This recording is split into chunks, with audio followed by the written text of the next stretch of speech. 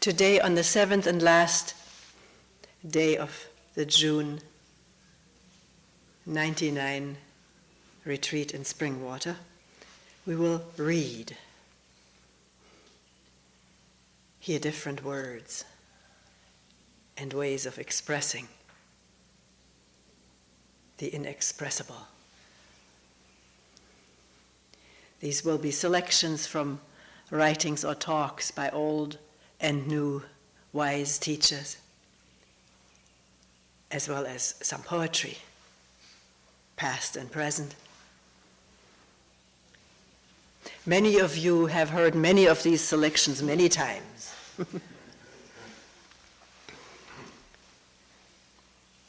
But I've only received 2 complaints in the last, how many years? And those were that this was too long, too many things coming at one. So I cut it down drastically, and it's kept increasing again because people said, why didn't you read this? I would love to have heard that. So here we are with a big pile of books. It'll take about an hour. And there's one observation, if it's possible to shift, if you're familiar with the selection, to shift from knowing to listening. It's a completely different thing. And then everything is new in this listening, which doesn't need memory of what I already know about this thing.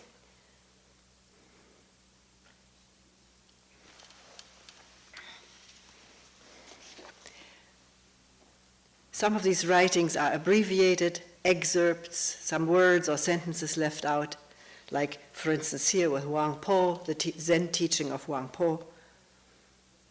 This is not read to present Huang Po. Everyone can read by themselves. It is to pick what seems to fit most cogently and express beautifully what we're trying to look at and wonder about during the past 7 days.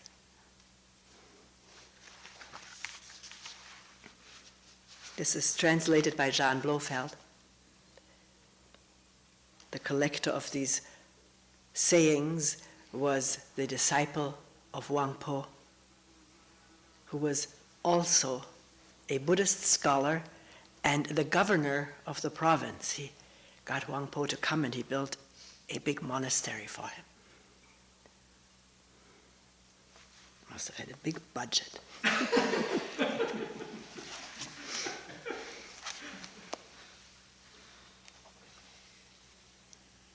The word Buddha does not mean just the historical personage Gautama Buddha, referring to awakened beings. The Master said to me, all the Buddhas and all sentient beings are nothing but the one mind, beside which nothing exists. This mind which is without beginning is unborn and indestructible. It does not belong to the categories of things which exist or do not exist, nor can it be thought of in terms of new or old. It is neither long nor short, big nor small, for it transcends all limits, all measures, names, traces, and comparisons. It is that which you see before you. Begin to reason about it, and you at once fall into error. It is like the boundless void which cannot be fathomed or measured. The one mind alone is the Buddha. And there's no distinction between the Buddha and sentient things, but that sentient beings are attached to forms and so seek externally for Buddhahood. By their very seeking, they lose it. For that is using Buddha to seek for Buddha, using mind to grasp mind. Even though they do their utmost for a full eon, they will not be able to attain to it. People do not know that if they put a stop to conceptual thought and forget their anxiety, the Buddha will appear before them. For this mind is Buddha, and Buddha is all living beings. It is not the less for being manifested in ordinary beings, nor is it greater for being manifested in the Buddhas.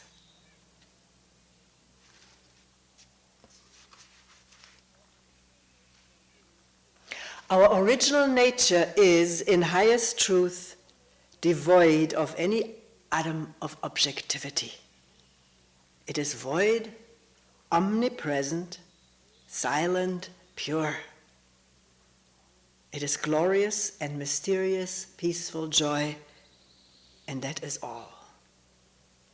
Enter deeply into it by awakening to it yourself. That which is before you is it in all its fullness, utterly complete. There's naught beside. Even if you go through all the stages of progress toward Buddhahood one by one, when at last in a single flash you attain realization, you will only be realizing that which has been with you all the time. And by the foregoing stages, you will have added to it nothing at all. You will come to look upon those eons of work and achievement as no better than unreal actions performed in a dream.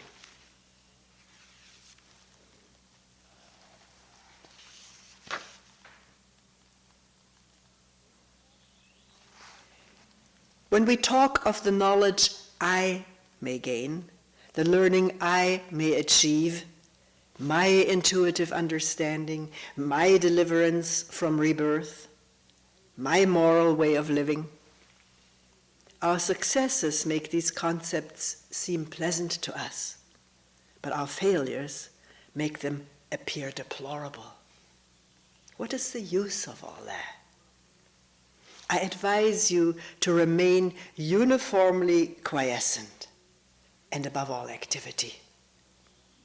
Do not deceive yourselves with conceptual thinking, and do not look anywhere for the truth. For all that is needed is to refrain from allowing concepts to arise.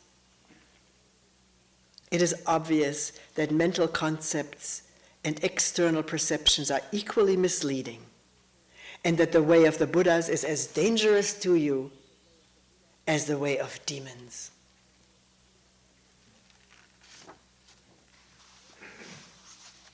So, full understanding can come to you only through an inexpressible mystery. The approach to it is called the gateway of the stillness beyond all activity. If you wish to understand, know that a sudden comprehension comes when the mind is purged of all the clutter of conceptual and discriminatory thought activity. Those who seek the truth by means of intellect and learning only get further and further away from it. Not till your thoughts cease all their branchings here and there.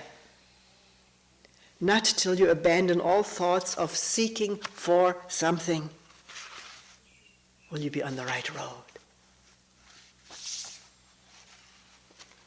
Which one can add isn't even a road.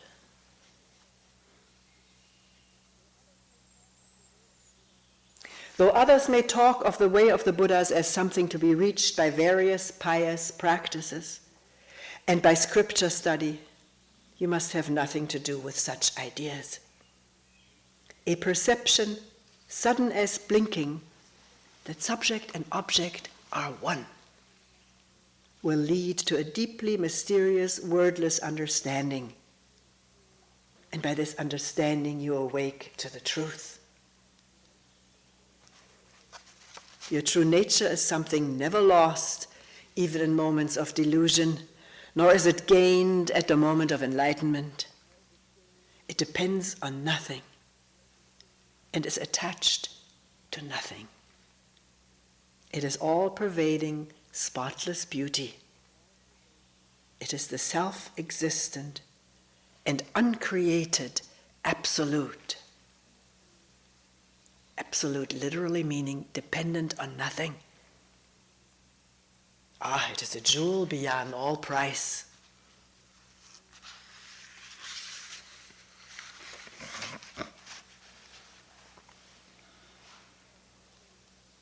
When a sudden flash of thought occurs in your mind, and you see it for a dream or an illusion, then you can enter into the state reached by the Buddhas of the past.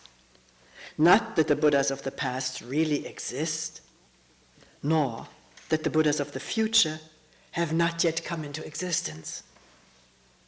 Above all, have no longing to become a future Buddha. Your sole concern should be, as thought succeeds thought, to avoid clinging to any of them.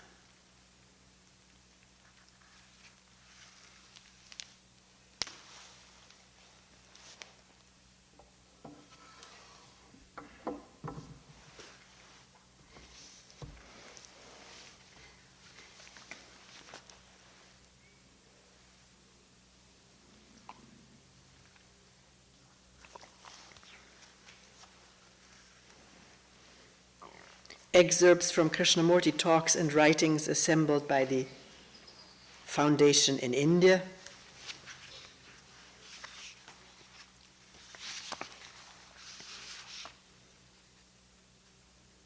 This excerpt from the Star Bulletin, which was the publication created for Krishnamurti in the Theosophical Society, 1932.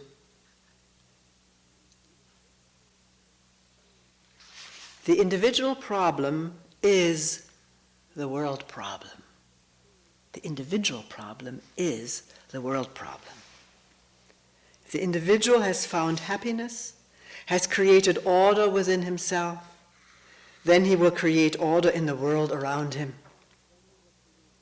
And in helping others to solve their own individual problems, he will help to solve the world problems.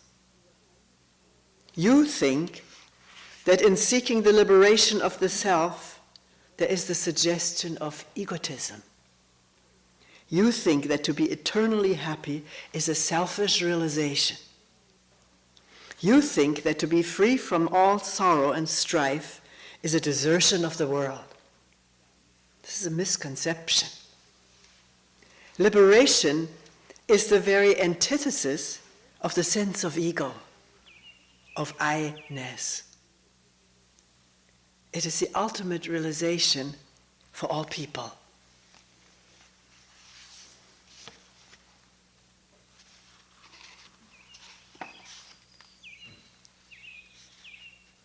And from a talk in Bombay in 1955, questioner asking, what is this self-knowledge of which you speak, and how can I acquire it? Krishnamurti, it is very simple, sir. The first step is the last step in self-knowledge. The beginning is the end. The first step is what matters, because self-knowledge is not something you can learn from another. No one can teach you self-knowledge. You have to find out for yourself. It must be your own discovery, and that discovery is not something tremendous, fantastic. It is very simple. After all, to know yourself is to watch your behavior, your words, what you do in your everyday relationships. That is all. Begin with that, and you will see how extraordinarily difficult it is to be aware.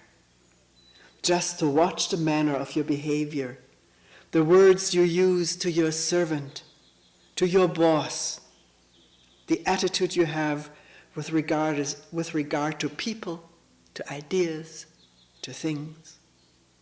Just watch your thoughts, your motives in the mirror of relationship, and you will see that the moment you watch, you want to correct. You say, this is good and that is bad.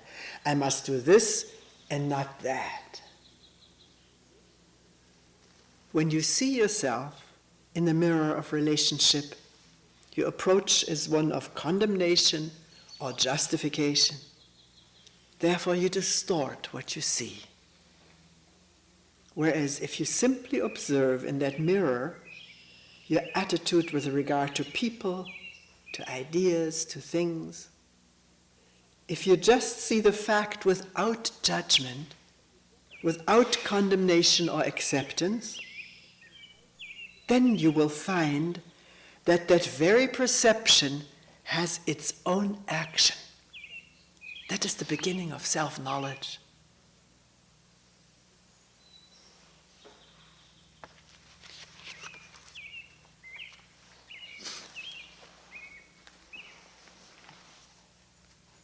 Selection of passages selected by the Krishnamurti Foundation in Ojai, America, a selection of passages for the study of the teachings of Krishnamurti. This one is from a public talk in London, 1962.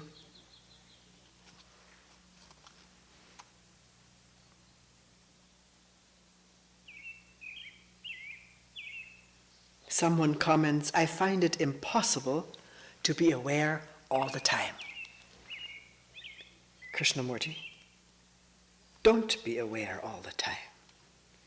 Just be aware in little bits. Please, there is no being aware all the time. That's a dreadful idea.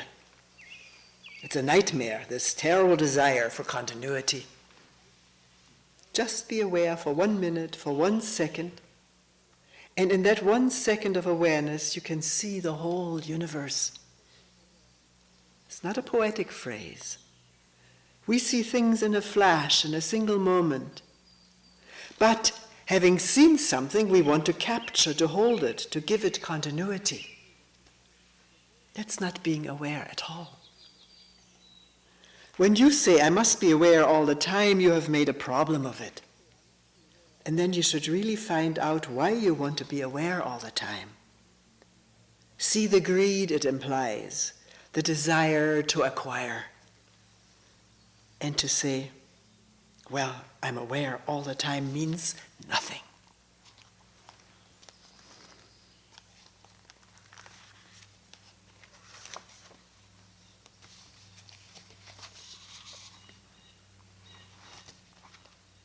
This is a public talk in New York, 1966. A confused mind seeking clarity will only further confuse itself, because a confused mind cannot find clarity. It is confused. What can it do? Any search on its part will only lead to further confusion. I think we don't realize that. When it's confused, one has to stop pursuing any activity. And the very stopping is the beginning of the new, which is the most positive action. Positive in a different sense altogether. All this implies that there must be profound self-knowing. To know the whole structure of one's thinking, feeling, the motives, the fears, the anxieties, the guilt, the despair. To know the whole content of one's mind, one has to be aware. Aware in the sense of observing, not with resistance or with condemnation, not with approval or disapproval, not with pleasure or non-pleasure, just observing. That observation is the negation of the psychological structure of a society which says, you must not. Therefore, self-knowledge is the beginning of wisdom, and also Self-knowledge is the beginning and the ending of sorrow. Self-knowing is not to be bought in a book or by going to a psychologist and being examined analytically. Self-knowledge is actually understanding what is in oneself. Self-knowledge is actually understanding what is in oneself. The pains, the anxieties, seeing them without any distortion. Out of this awareness, clarity comes into being.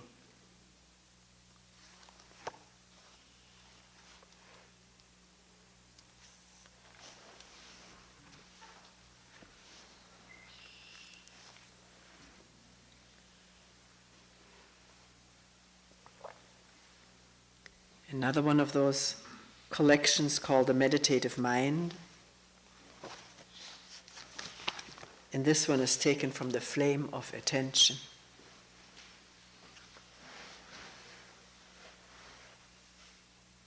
It is immensely important to know and to understand the depth and beauty of meditation. Man has always been asking from timeless time whether there is something beyond all thought, beyond all romantic inventions, beyond all time. He's always been asking, is there something beyond all this suffering, beyond all this chaos, beyond wars, beyond the battle between human beings? Is there something that is immovable, sacred, utterly pure, untouched by any thought, by any experience? This has been the inquiry of serious people from the ancient of days. To find that out, to come upon it, meditation is necessary. Not the repetitive meditation that is utterly meaningless. There is a creative energy which is truly religious when the mind is free from all conflict, free from all the travail of thought. To come upon that which has no beginning, no end. That is the real depth of meditation and the beauty of it.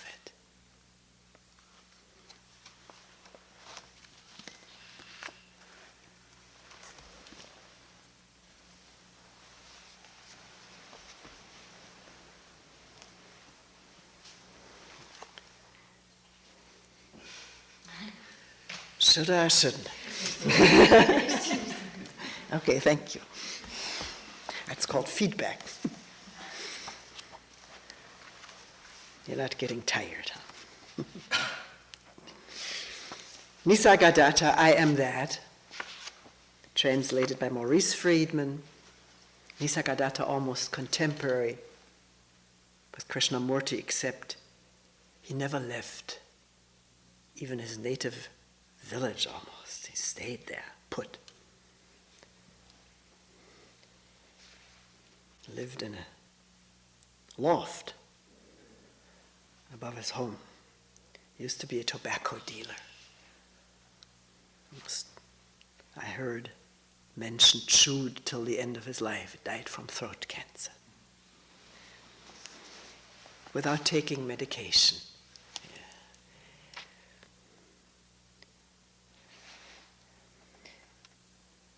This is chapter 2.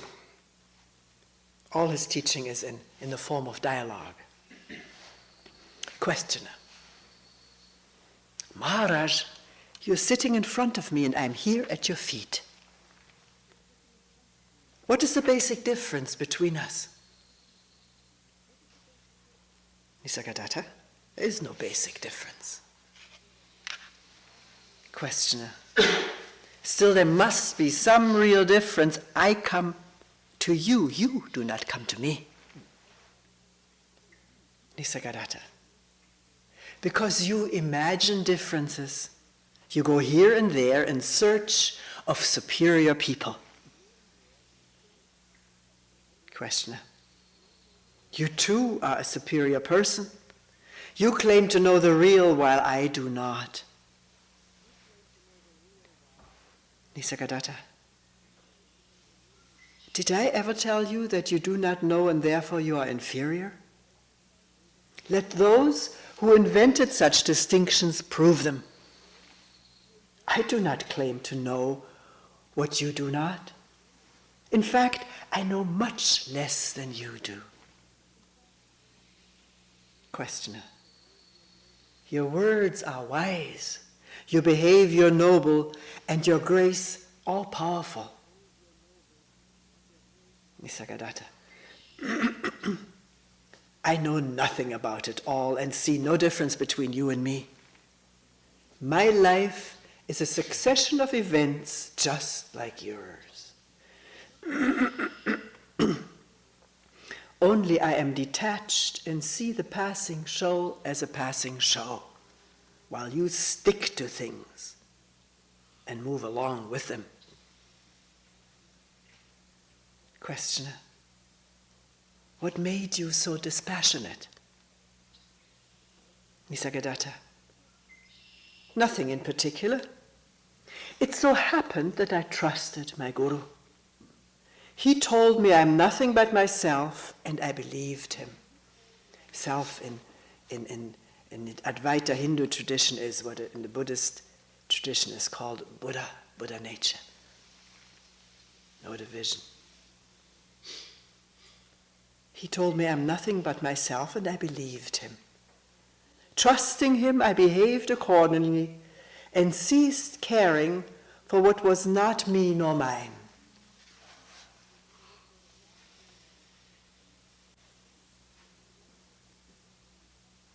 Questioner, why were you so lucky to trust your teacher fully while our trust is nominal and verbal? Nisargadatta, who can say it happened so? Things happen without cause and reason. And, after all, what does it matter who is who?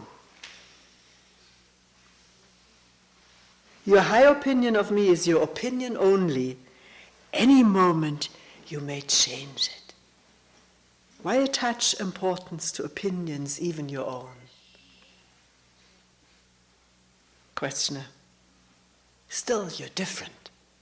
Your mind seems to be always quiet and happy, and miracles happen around you. Nisargadatta, I know nothing about miracles, and I wonder whether nature admits exceptions to her laws, unless we agree that everything is a miracle. As to my mind, there's no such thing. There is consciousness in which everything happens. It is quite obvious and within the experience of everybody. You just do not look carefully enough. Look well and see what I see. Questioner, what do you see? Nisargadatta, I see what you too could see, here and now, but for the wrong focus of your attention. You give no attention to yourself. Your mind is all with things and people and ideas, never with yourself. Bring yourself into focus. Become aware of your own existence. See how you function. Watch the motives and the results of your actions. Study the prison you have built around yourself by inadvertence. By knowing what you're not, you come to know yourself. One thing is certain, the real is not imaginary. It is not a product of the mind. Once you are convinced that you cannot say truthfully about yourself anything except I am, and that nothing that can be pointed at can be yourself, the need for the I am is over. Don't cling to that one now. You're no longer intent on verbalizing what you are. All you need is to get rid of the tendency to define yourself. All definitions apply to your body only and to its expressions, psychological expressions, etc. Once this obsession with the body goes, you will revert to your natural state spontaneously and effortlessly. The only difference between us is that I'm aware of my natural state while you are bemused. Just like gold made into ornaments has no advantage over gold dust, except when the mind makes it so, so are we one in being. We differ only in appearance. We discover it by being earnest, by searching, inquiring, questioning daily and hourly, by giving one's life to this discovery.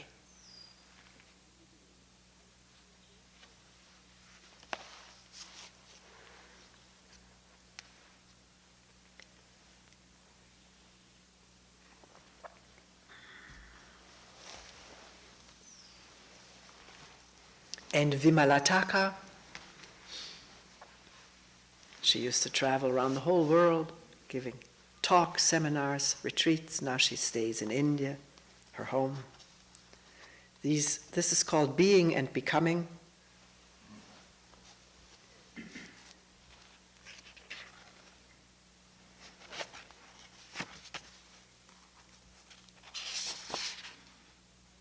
The book gives some of the dialogues which took place at Dalhousie in India during the summer of '89.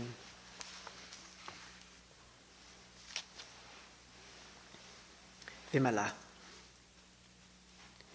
We're talking about an alternative way of living. An alternative way of living, which is a meditative way of living. Acquire knowledge, let it flow through you, let it be utilized in its relevant field without thought creating a knower. If we look at the roots of all human misery, we will find that misery is built upon our stupefaction. We do not know how to relate to the social structures and use them without identification, without creating a sense of authority. Structures are not sacred. It is only life that is sacred. Patterns have no sacredness, whether you create them in the name of religion, spirituality, or politics. It is the pattern-free, structure-free, virgin dynamism of life that is sacred, that is divine. Wherever you have touched it with thought, you have manipulated it, you have structured it. It has utility, but not sanctity. Utility, but no authority. Knowledge itself has no power to bind you. It is the creation of the knower, me, the knower, that is the obstacle. You can see that, can't we? My knowledge, don't you deny it or obstruct it.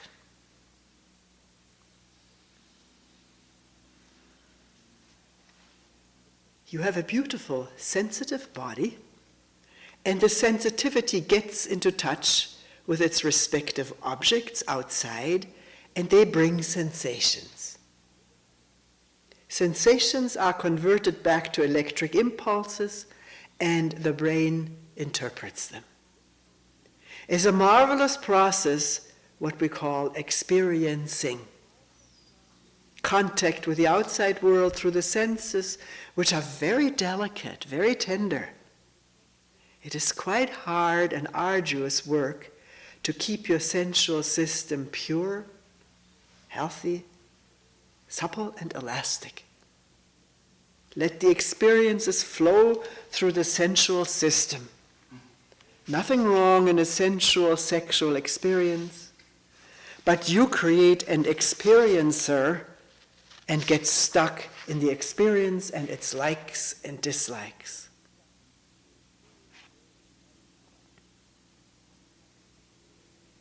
If the sensual contact is allowed to flow through you without creating an experiencer, then the limited man-made world cannot corrupt you.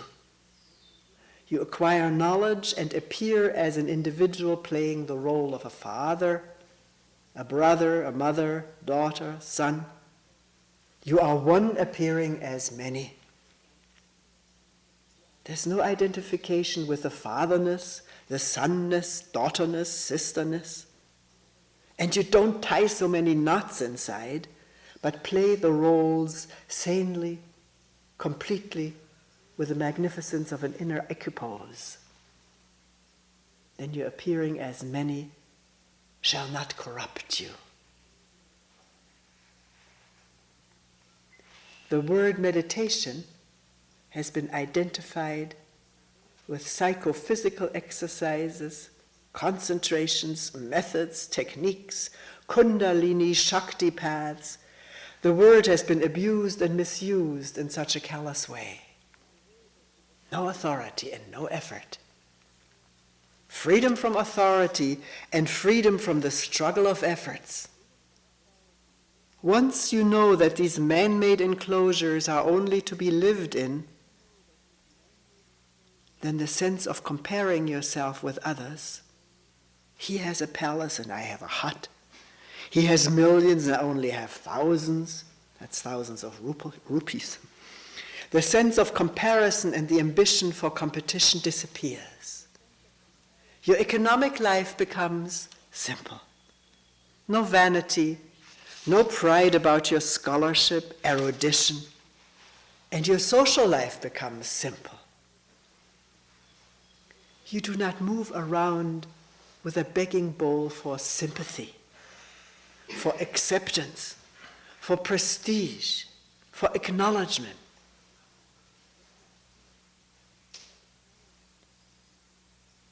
Meditation has no repetition at all.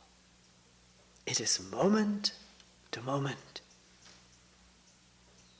In the moment of relating, you are living. In a moment of aloneness, you're dying. It is living and dying, like inhaling and exhaling.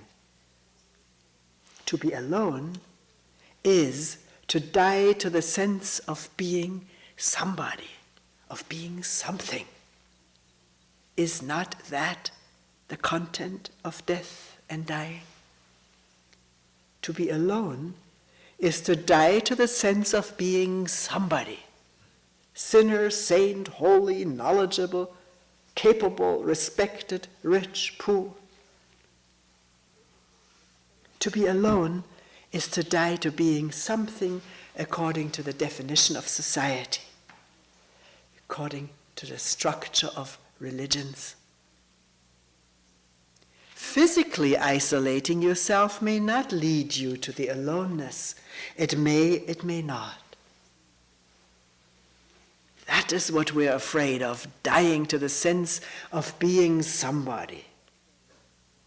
Dying to all the images we have built up about ourselves is being alone. Dying to all the images you have built up about yourself is being alone. The way we are tackling the theme may be unusual, unheard of to many. It is a non-conventional way, a non-traditional approach. But I am really grateful that life brings you and me together.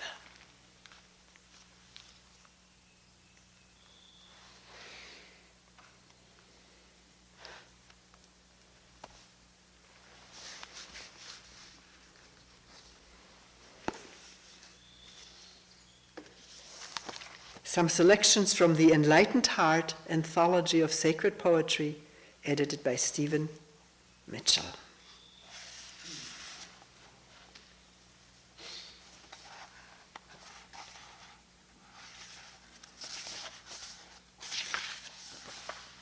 a few poems by Rumi, 1207 to 1273. The man from the desert, Middle East. I think born in Afghanistan, if I'm correct.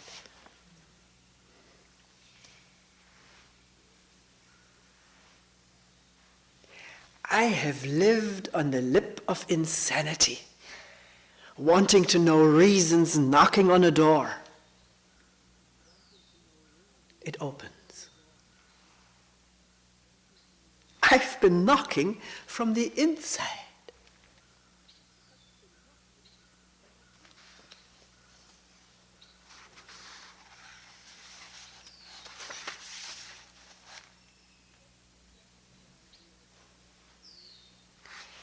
Out beyond ideas of wrongdoing and right-doing, there is a field. I'll meet you there.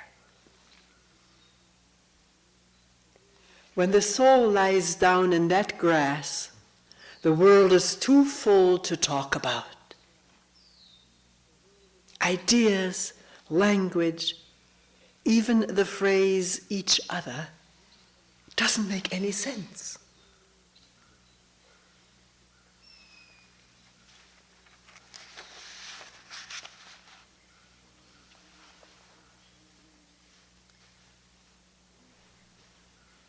Outside, the freezing desert night. This other night, inside, grows warm, kindling. Let the landscape be covered with thorny crust.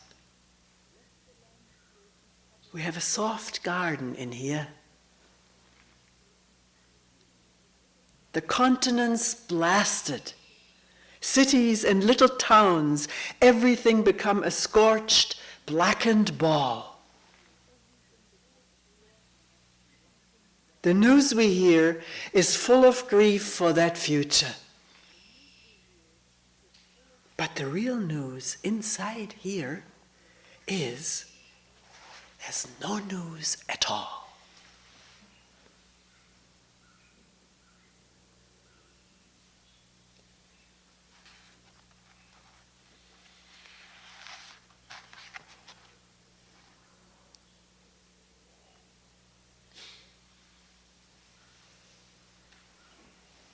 And Ryokan, 18th century Japanese hermit monk, lived in the mountains in a hut, loved it and suffered in it. A lot of sorrow, loneliness.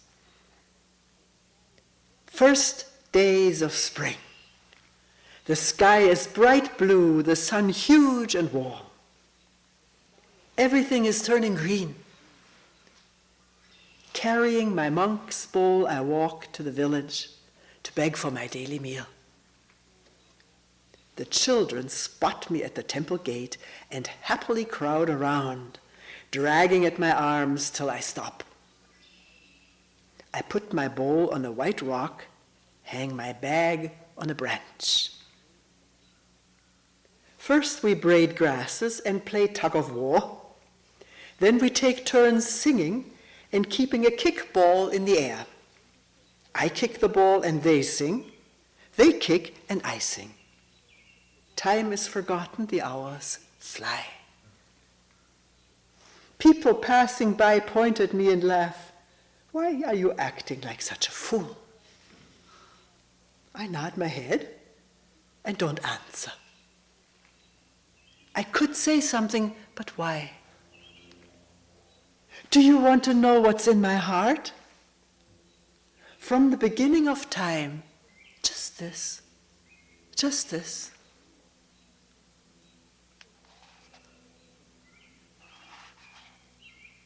In all 10 directions of the universe, there's only one truth. When we see clearly, the great teachings are the same. What can ever be lost? What can be attained? If we attain something, it was there from the beginning of time. If we lose something, It is hiding somewhere near us. Look, this ball in my pocket. Can you see how priceless it is?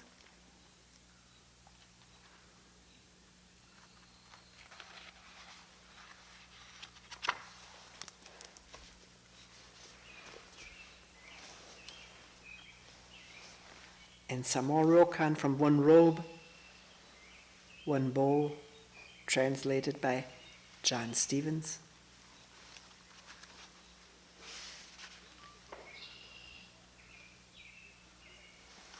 Once again, the children and I are fighting a battle using spring grasses. Now advancing, now retreating, each time with more refinement. Twilight. Everyone has returned home. The bright round moon helps me endure the loneliness. Listening to the evening rain in my hermitage,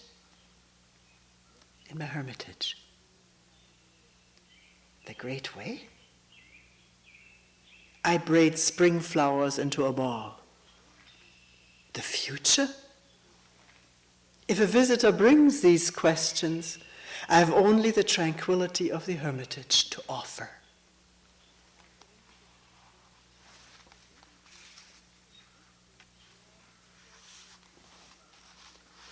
In the distance, frogs croak in the mountain rice fields, the evening's single song. The rainy season is over, it's now clear. I go out. Green fields and cool breezes everywhere. Unable to sleep, I hear the voice of a young deer rising from a mountain ridge.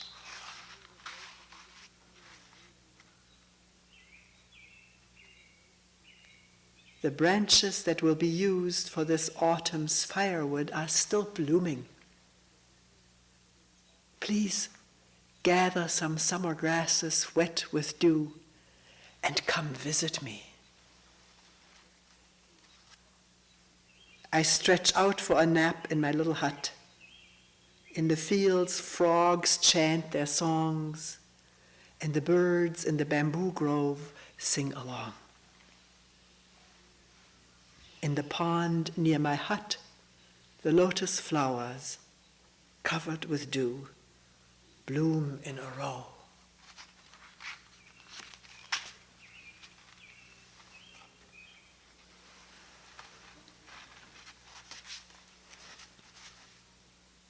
A thief has stolen my cushion and mat.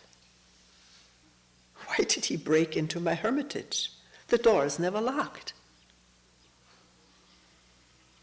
The night is ending, and I sit alone by the window. A sparse rain falls gently against the bamboo grove.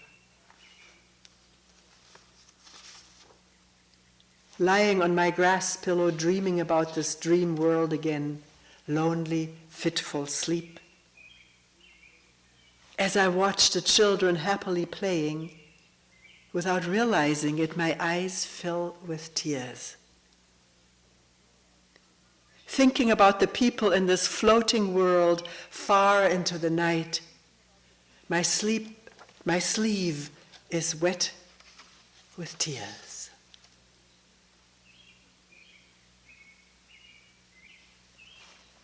The thief left it behind, the moon at the window.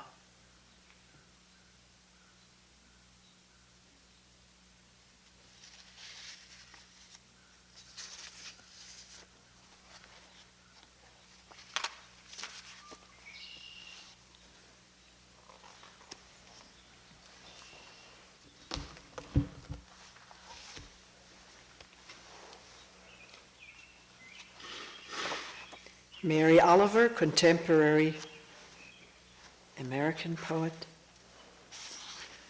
White pine.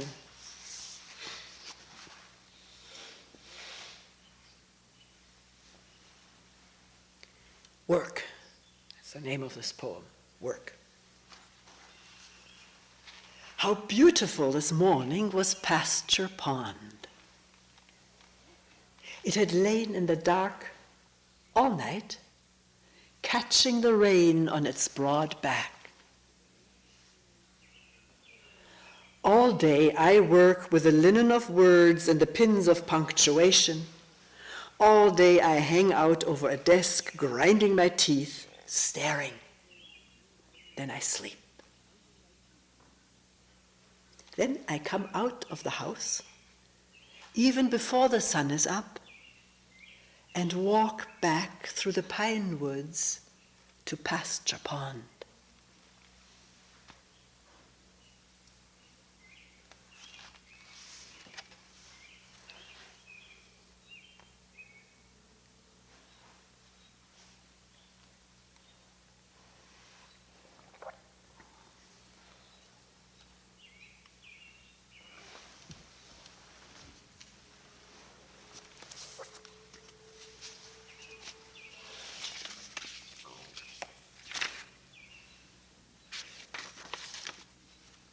More Mary Oliver, this one from House of Light, and one from New Selected Poems.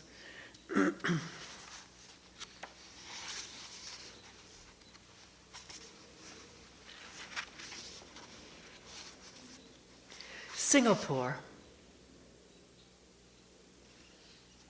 In Singapore, in the airport, a darkness was ripped from my eyes. In the women's restroom, one compartment stood open. A woman knelt there, washing something in the white bowl. Disgust argued in my stomach, and I felt in my pocket for my ticket. A poem should always have birds in it. Kingfishers, say, with their bold eyes and gaudy wings. Rivers are pleasant, and of course, trees. A waterfall? Or if it's not possible, a fountain rising and falling.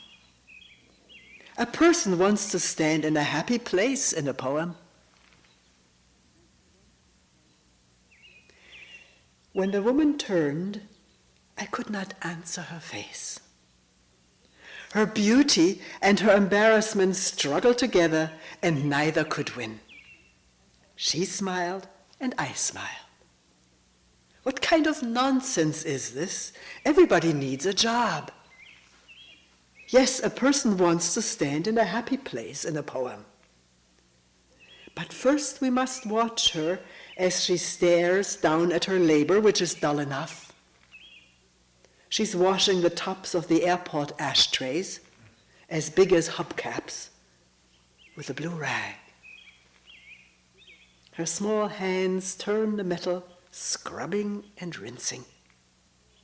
She does not work slowly nor quickly, but like a river. Her dark hair is like the wing of a bird.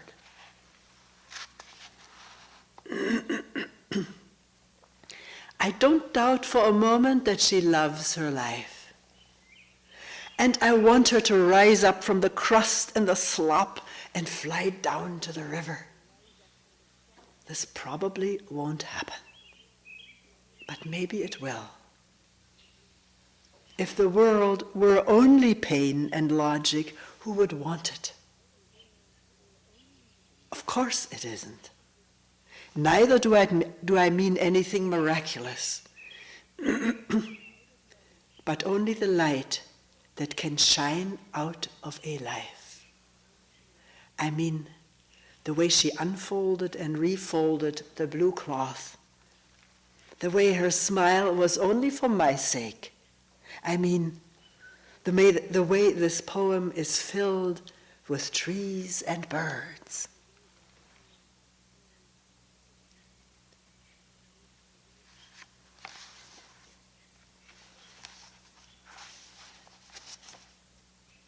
And here's the Kingfisher.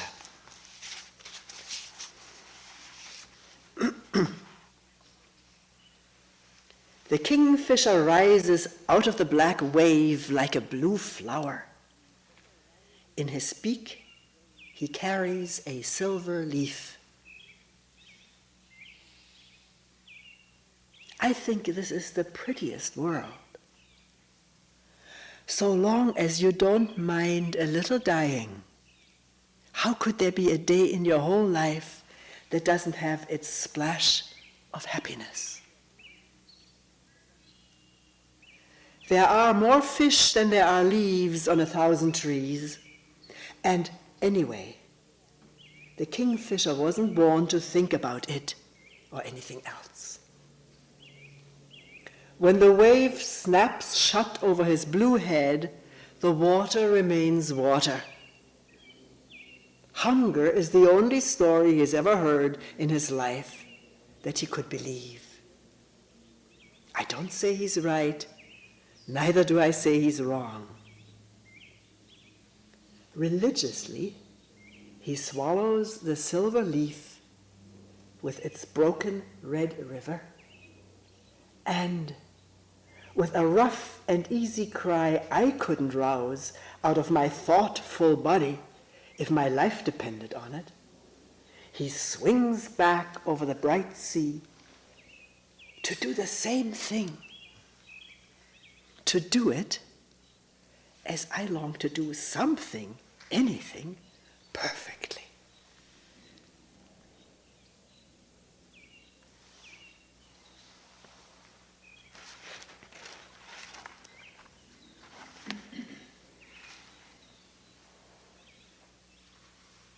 As our last selection, the sun.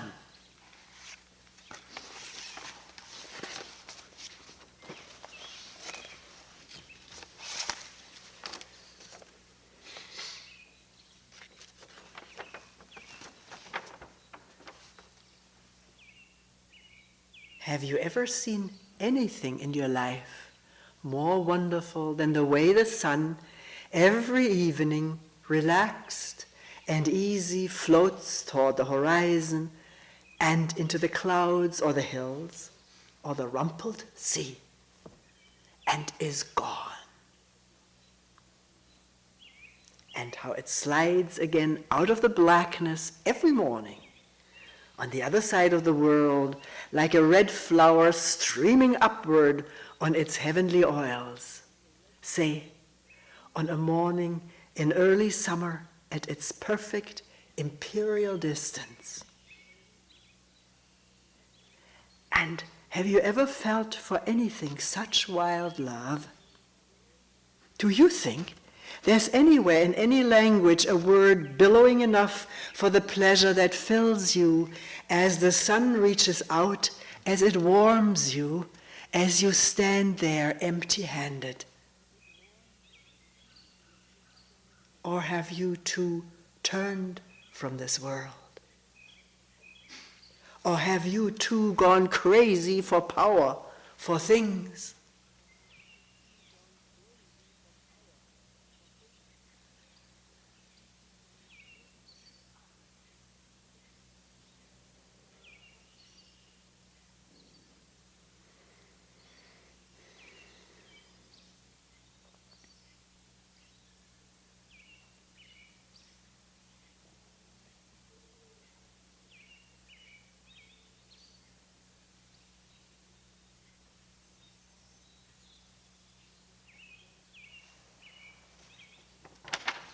We will end here for today.